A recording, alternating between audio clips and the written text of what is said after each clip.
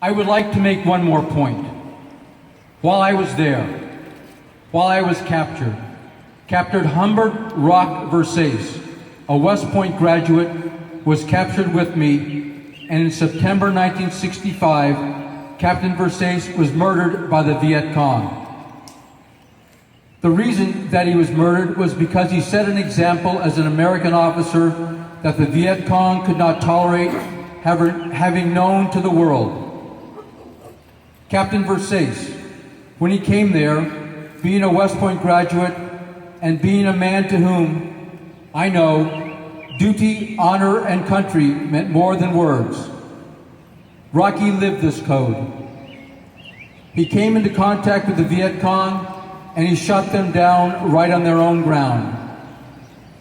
They couldn't break him, they couldn't even bend him. As a result, they murdered him.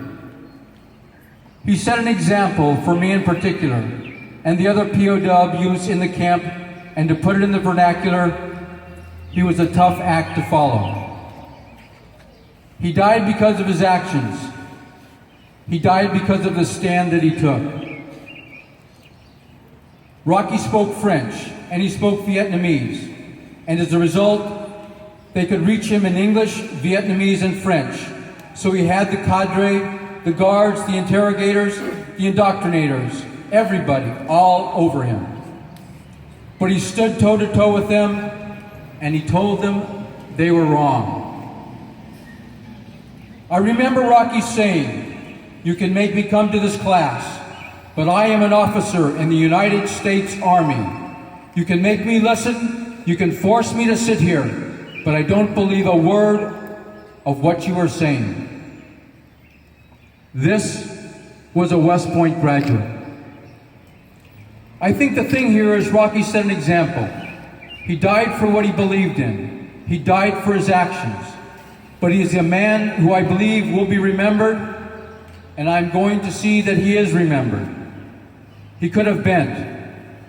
He could have broken. He could have lived. But he chose not to.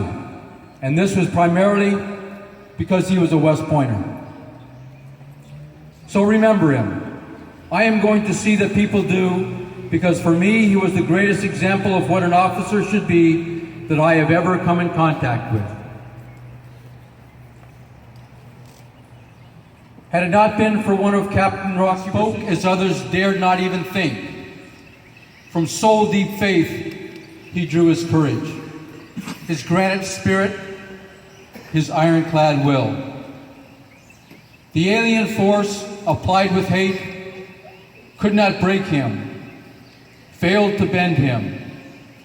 Though solitary imprisonment gave him no friends, he drew upon his inner self to create a force so strong that those who sought to destroy his will met an army his to command. Phrases of his I shall not forget, spoken sincerely, filled with truth. All I wish is to return to family, home, and those I love. For I am young and life is dear.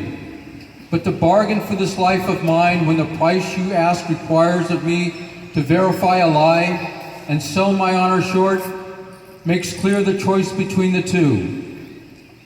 A life with honor, a life without. With me, you see, life without honor is no life at all. So I will not comply with what you require and choose to suffer whatever may come. This is my answer at this time. This is my answer in times to come. I only pray that I shall not weaken, for I am right, and with God's help, I will have strength to resist whatever means you use while attempting to fill your evil scheme. Thus his fate was surely sealed. For such a man, standing firm, defeated them on their own ground. And for him to live and tell of this was a thing that could not be. I saw him not the day he died, for I imagine as he lived alone, so they arranged for him to die alone. But in my mind there is no doubt. As he stood while he was alive, duty-bound, honor-bound, unswerving in allegiance. So he stood the day he died, a rock.